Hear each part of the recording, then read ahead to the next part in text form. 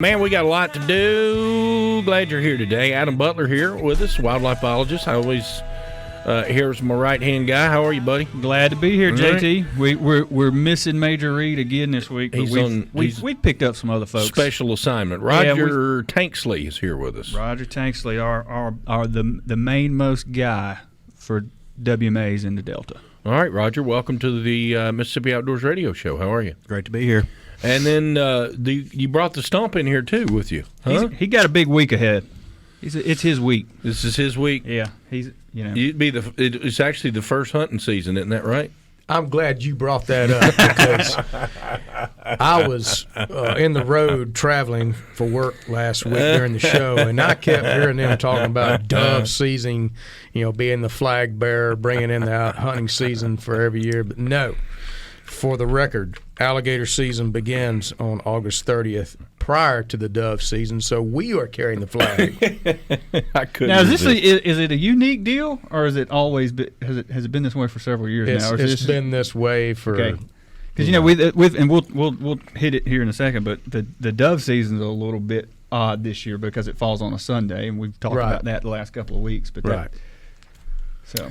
All right, well, we'll get to alligators first. We got a lot to do. Let's get into it. I know you guys are taking applications for conservation officers. Right, you ready to go to training? Yeah, unfortunately, Major Reed's not here. He may could give a little more on that, but we are going to be taking applications for the next cadet class. So if you go to our website, and I think it's probably posted up on all the social media and stuff such as that. So if that's something that you're interested in, go check that out.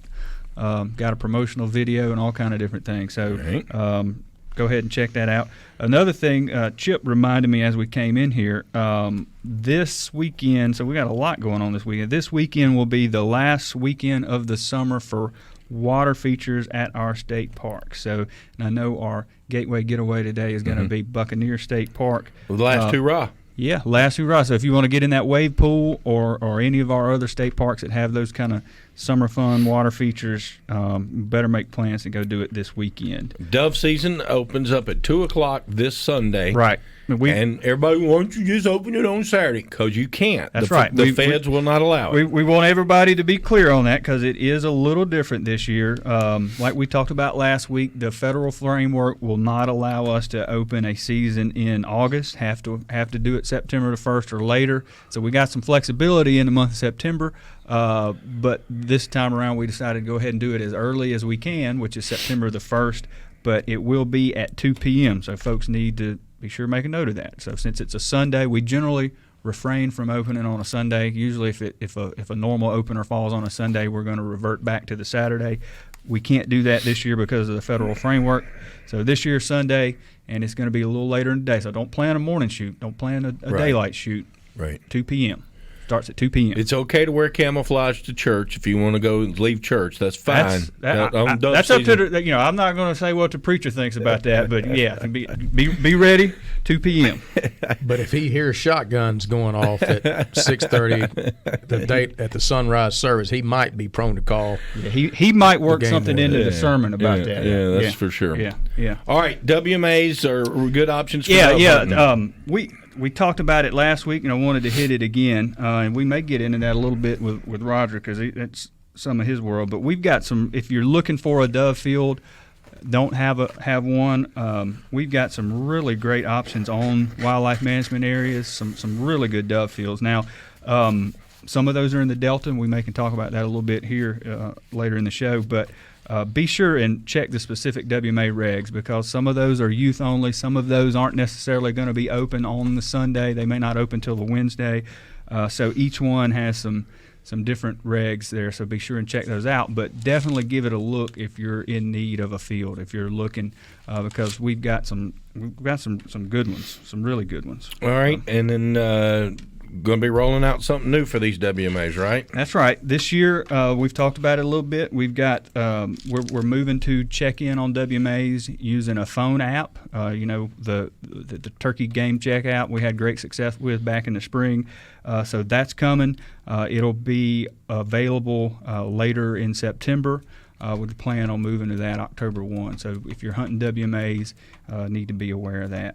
And of course, in addition to dove season, we got gator season going on. But this past week, JT, we had our normal commission meeting, and we had some pretty big stuff come out of that. You certainly did, and that's where I think Roger's here with us to help talk about that as well. And it's really kind of changed the framework up about it, hasn't it? Right. So obviously, don't have to tell anybody listening, I'm sure, the flooding and all that's going on in the South Delta this year, and certainly stressed all the wildlife populations in that part of the world a little bit, not a little bit, a lot beyond normal. And so the commission last week voted on regs for the South Delta region, and we can kind of go through this piece by piece. The season framework over there will be a little bit different, and this framework is going to apply to both public and private land over there. It's going to start a little bit later, so the start date for archery will not be until October the 15th, and basically the season will end on January 15th. Now, within that, and Roger, January 5th.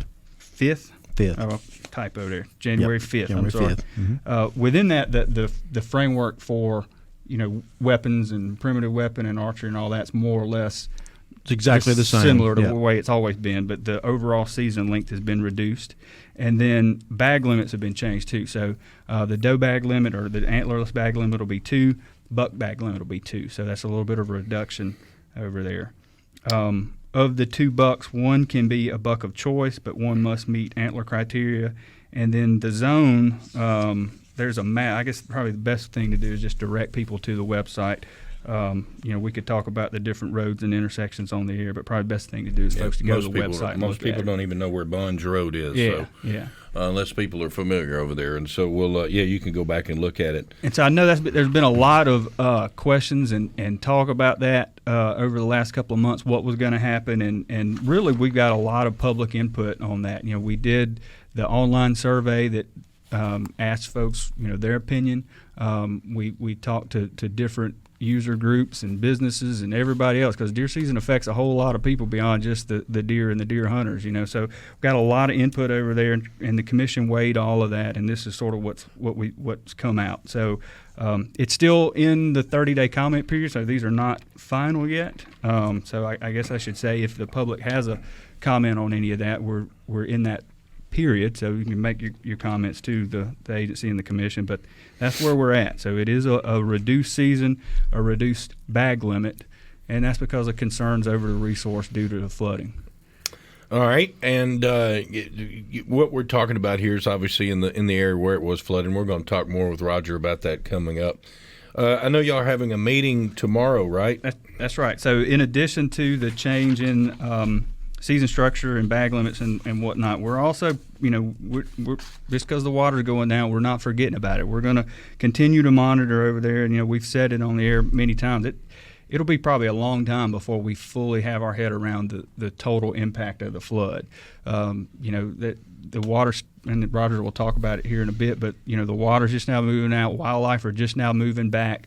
And so it may take months or maybe even years in some cases for us to really get our head around exactly how this impacted the deer and other wildlife. But one of the starts that we're going to do, first things. One of the reasons too is the reason why it probably didn't close is we still need to sample this area as well. Correct? That's correct. Yeah. I mean, for CWD. Right. So it is a very unique situation, JT. It not only the flood, but then we have the CWD issue, have all of that. And I mean, let's face it, guys, let's be honest with ourselves, all sitting here, and we all look at each other, but we know these deer have been congregated because of the flooding. Mm-hmm. So I guess we know that when they're congregating, there's a good chance that things could be spread if there was one in there that was infected. So, there's part of you that says, yeah, we probably maybe should have closed it or maybe just shortened it, but in the same sense, we still need a sample survey from there. Our ability to effectively and efficiently monitor CWD falls heavily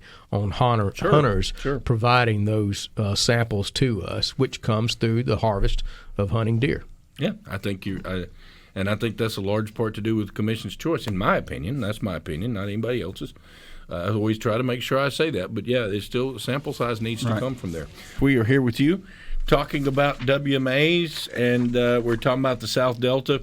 As here with us, Roger Tanksley is the biologist from that area. Roger, let's talk about it. Now that the water's starting to fall, like a lot of private landowners in the area, they got a lot of work ahead of them. You got a lot of work ahead of you. So what are the challenges? Talk about those. Well, JT, the challenge, the water just receded about 2-3 weeks ago on most of our WMAs. And we've been able to get in there and assess some damage, but still we've not been able to get across these areas. Initial damage assessments we see in a lot of our facilities, we have anywhere from a foot to 10 feet of water in them. Most of them, the electricity's out, the water's out, so we don't have much to work with there. It's going to be a lot of building cleanup, a lot of debris cleanup, but the biggest issue is our infrastructure, our roads, and our levees. Mm-hmm. We've got, down at Mahana, WMA, we've got the main road going in there. It's got a set of culverts, and where you cross that, it's completely blown out, and we're looking at, maybe 100 loads of dirt it's going to take to fix this. And we all know once the water goes down, you've got to wait for a pretty good period for the ground to dry. So we've got heavy equipment coming in this week. We're going to start scratching at it a little bit, but we've got a big blowout there to fix. We've got a big breach in our levee at Mahana. So, and that's just Mahana we're talking about. We're not talking about the other 6 management areas. We've got a lot of development we've got to do on Phil Bryant WMA. We purchased that WMA last June. It's been underwater most of the time we've owned it, and still got a lot of work in there. Hopefully we'll have a lot of that stuff done before middle of October. Well, I know you expected the culverts and the roads and levees and things like that, but now that you've been over there, what are the issues that was surprising to you, stuff that you didn't expect? Well, I didn't expect this much road damage. We've got, that's my number one shock. Number two, on a habitat side, we've got a lot of trees that have died. Mahana WMA, if you drive into Mahana, it looks like from the road about 50% of the planted hardwoods they've turned brown. It appears that they have decided to die on us. I've got a guy, one of my drone pilots, going out tomorrow. We're going to do some aerial stuff and try to get an idea real quick on what it looks like from above, and we're going to document a lot of the road repairs and the levee repairs and stuff. But as far as browse for wildlife, we're seeing wildlife come in just right following the water line like they always do. Seeing a lot of browse come online, and a lot of places you can't really tell where the water line was because it's already greened out. So we talk about this. We knew that the season's going to be delayed. Well, but what about the timelines for having the WMAs accessible? If all goes well, meaning we don't get any rain, and we can get the ground to dry up, get all of our ducks in a row to bring in material and equipment, we should be able to meet that October 15th opener. That's we're going to try to go live with our WMA draw hunts on September 3rd. We'll have a lot of information out in a press release on that. But we're going to try to open those draw hunts for Phil Bryant, Twin Oaks, and Mahana. There'll be a 2-week application period, and we're going to try our hardest to get these WMAs open back up for some hunting October 15th through January 5th. What a lot of people don't understand, and Roger's talking about the roads and the infrastructure and the closure, and we know that affects people who have plans to come in there and hunt and scout and things, but just like a highway closure, they can get so much more done when they're not obstructed by traffic coming back and forth. And obviously there's safety issues, particularly at Mahana. We're talking, that water has come up and down for decades over there, and it's never had this kind of damage like it is over there. It is significant, and there's no way for people to get through there, and it simply has to be closed in order to give them adequate time and availability to get those kinds of repairs done. All right, new opportunities for hunters in the South Delta this year, the new Phil Bryant WMA, and the unique group hunt opportunities you guys are planning there. Obviously, the flooding is kind of put a little change on your calendar there, but what do we expect? Where are we going to go there? Well, we're still going to proceed. So we wish to get this going. We don't want to wait another year. We need to utilize this great property. We've got, in a nutshell, the group hunt unit of Phil Bryant WMA is we call it the backwoods unit. We'll have 4 hunt units. We're going to let you apply with 3 of your buddies, and you'll have 4 to 5 days to hunt that property exclusively. The units, the subunits range anywhere from 640 to about 1,000 acres. So you can, whatever season's open that time of year, if it's waterfowl season or if it's squirrel season or if it's deer season, you can decide amongst yourselves. You can go out and hunt or do whatever type of recreation you want to do. There'll be we've still got a lot of development to do on that. We got roads and structures and stuff to put in there. There's other units of Phil Bryant. Some of them are going to be just regular draw hunt areas. We've got one that's an archery only hunting area. So that's going to be very appealing. We're going to actually draw those hunters. We're calling it 2 weekend hunts. You'll be drawn Thursday through Sunday 1 week, and then the next week you'll be drawn Thursday through Sunday. So you have essentially two long weekends to go out and try your hand. And it's kind of that area is the one that's there's no road going to it, so you have to more likely you're gonna have to use a boat to get there. You're gonna have to work really hard, but it's gonna be pretty jam up if you can find your way to it. So you think y'all will make it by October 15th? We're going to try. If it'll, with dry weather, we should be able to. You didn't get dry weather today, pal. That's for sure. JT, that new area over there is just going to be a really cool thing for the state of Mississippi, because there's going to be something for everybody over there.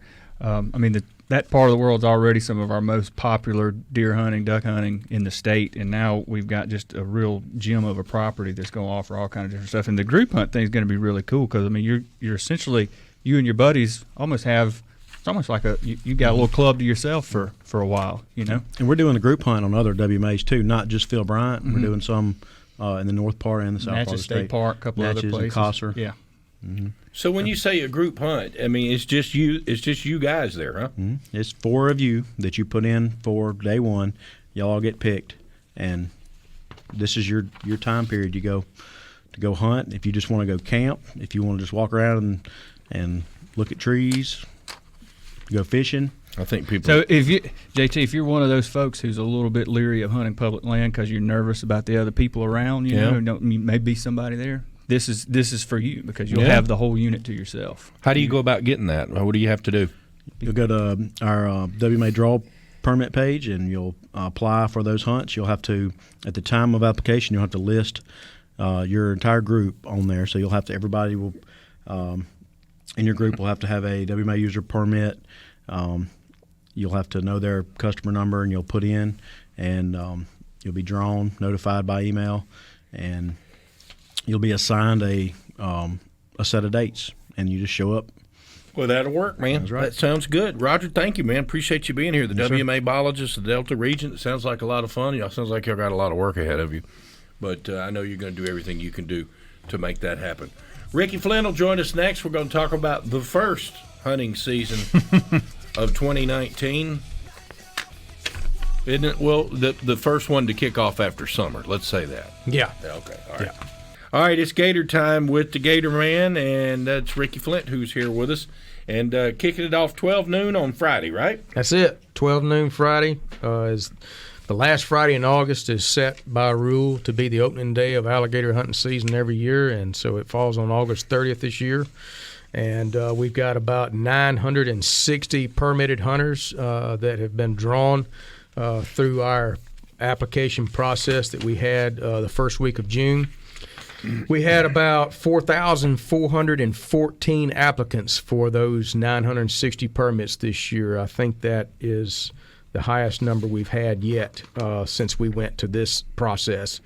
And this is the 15th year of alligator hunting in Mississippi. Happy anniversary. Yeah. So, it is a big deal that it is a conservation success story, and we're proud of it. And we're glad to provide this opportunity to Mississippians and all of their friends that would like to come with them on an alligator hunt. It's one of the most popular hunting seasons that we have, and it's an opportunity for families to get out, families and friends, all ages, male and female alike, can get out and have an extraordinary experience out on the water. It's hard to believe it's been 15 years. Yep. That is unbelievable. First season was in 2005. Mm-hmm. And this is the 7th year statewide alligator hunting. 2013 was the first year you did it statewide, right? Right. Yeah. And that was the whole goal when we started this thing in 2005. We took some ridicule and criticism about the limited availability that we had in those early years, but we basically were putting the hamster in the cage and letting that hamster tell us how things were working, and with the end goal of having a statewide alligator hunting opportunity in the future. And we made it, and we think it's very successful. All right, and then tell me the outlook for the season. What's going to happen here? I know it's been a very wet spring and summer. Right. This is we just had a meeting last week, and some of the Corps of engineers were there, and this is the wettest year in history in North America since they've started keeping records over 100 years ago.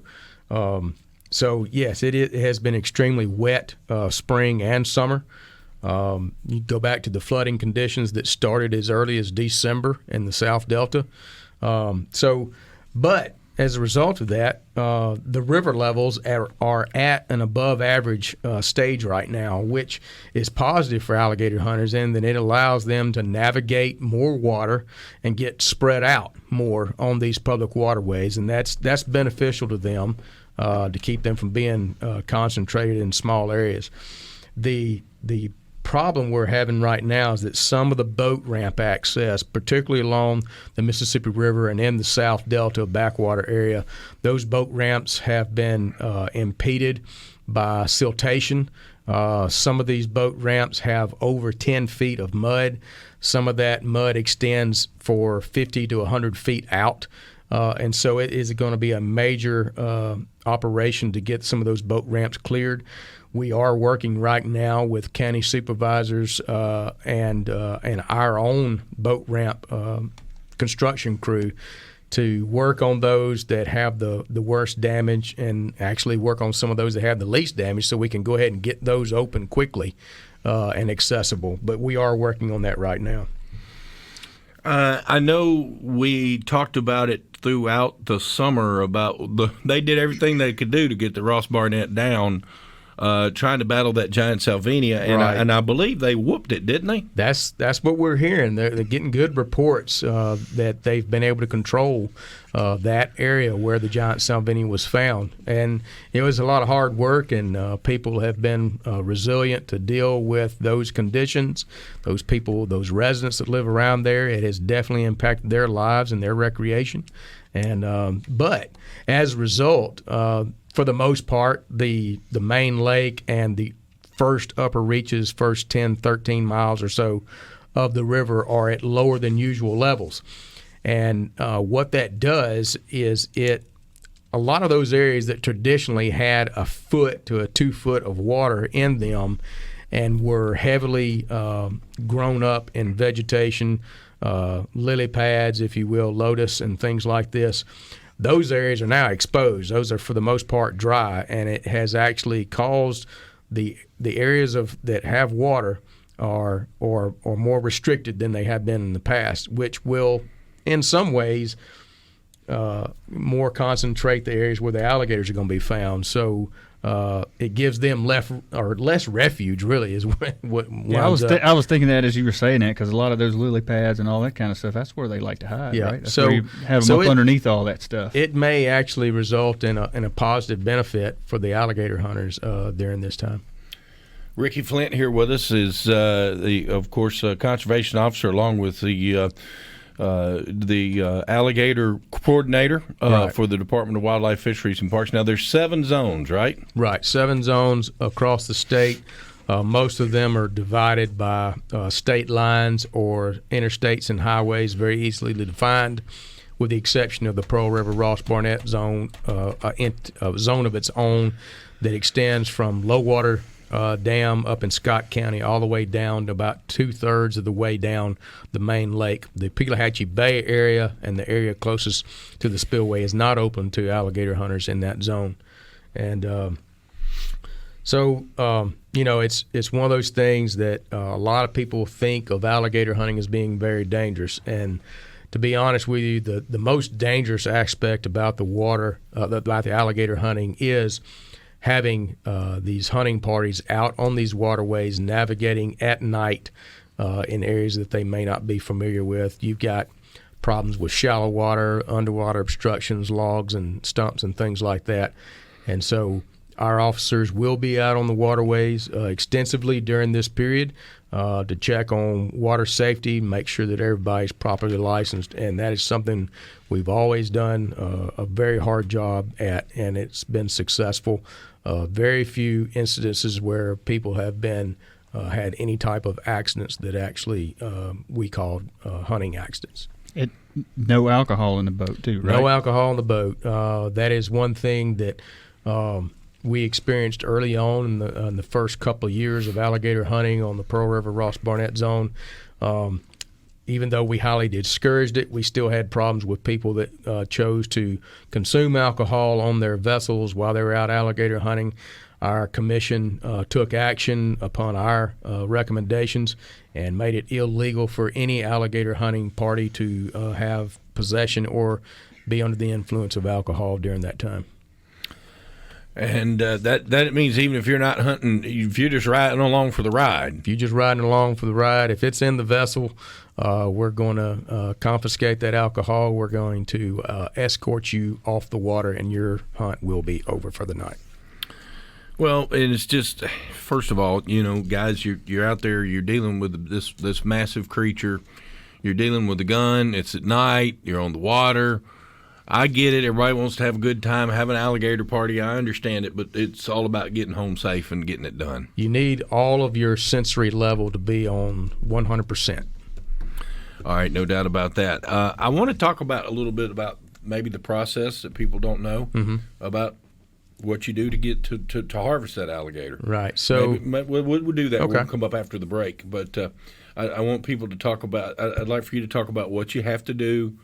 The rules about how to go about doing it. It's, if you see alligator, you don't pull up and Right. shoot it. Some people may have a perception about alligator hunting based on some things they've seen on cable television. Yeah. It doesn't work that way. No. We got just a few minutes here, and I want to run down the regs again for the South Delta. In fact, let's do that real quick so I don't forget. Okay, yeah. Do it real fast. Right. So just everybody go to the website to check out the map where this applies. But basically, South Delta, both public and private, not opening until October the 15th, closing January the 5th. And for the most part, the weapon framework, whether archery, primitive, rifle, all that's more or less the same as statewide. And then bag limit will be lower. So 2 antlers, 2 bucks, 1 buck can be buck of choice.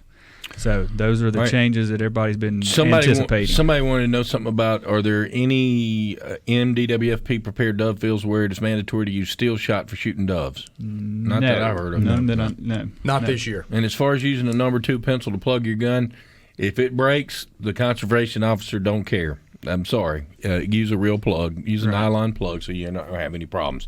All right, Ricky Flint, what do you do to harvest a gator? Tell me how that happens. So in Mississippi, you make an application for that permit. You get drawn. You'll get notified to purchase your permit, and then we'll send you out all the information and then you spend months getting prepared for that. And the procedure for alligator hunting in Mississippi, we basically require you to have the alligator captured and legally restrained before the alligator can be shot or killed. So how do you capture it? So the most popular method, about 90% of our hunters will use what we call as a snatch hook method, which is a rod and reel with a weighted treble hook, usually a 10-aught weighted treble hook that is cast out over the back of the alligator while it is swimming at the surface. You snag the alligator and you reel it in like a big giant blue tuna.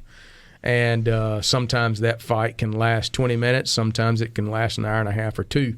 Then you bring the alligator alongside the boat.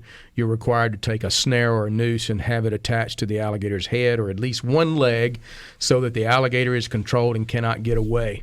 At that point, you may take a shotgun out of your case that is in your boat, load it with a properly piece of ammunition, which is nothing more than birdshot. You are required to use number 6 shot or smaller from a long-barreled, shoulder-fired shotgun at point-blank range. We train the people on how to do this.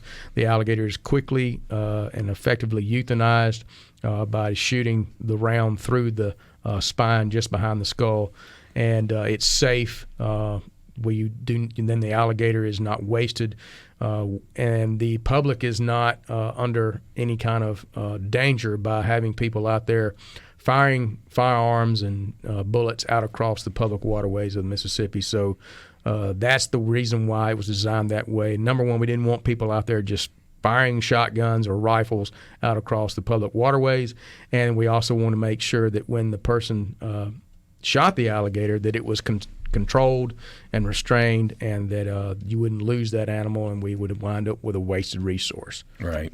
I got a question. Can I ask a question, JT? And you may not want to answer this. Have we ever had anybody accidentally shoot a hole in their boat? Has that ever happened? No, I have not had one that was shot. I did have someone that had the alligator bite a hole into their vessel while they had it restrained, and but they were okay. But I've never had anybody shoot a hole through the boat. That's another thing I wanted to talk about real quick, and we only got about a minute left. But the safety record for this alligator hunting's been impeccable. Yeah, I mean, you look at since 2005, we've had over 5,200 alligators harvested in Mississippi. The safety record is extremely high. We've had probably 1 or 2 boating vessel accidents where people were actually endangered, required a report on our behalf. One of those accidents, someone was actually injured. That was on the Mississippi River last year. We've had a couple of people who received injury by improperly trying to handle and restrain their alligator alive after they had it restrained. We've had some people that wound up needing hospital care and the help of a physician to get those wounds taken care of. But other than that, I would say probably in the 15 years there's been less than half a dozen accidents, period. Wow. Well, that's good news. That's for sure. That's good news. Anytime you can always have that. We hope it stays safe, and it'll be kicking off noon on Friday. You'll be on the water with them, won't you? I will. Yeah. Y'all be safe out there. All right, Adam, thank you, man. Yes, sir. I appreciate you. And, Roger, thank you for being here as well. Thank you. Good All deal. right. Thank you, Ricky. Y'all have a safe hunt. All right. We'll see everybody next Monday again for more Mississippi Outdoors Radio right here on Super Talk Mississippi. Have a wonderful afternoon, everybody.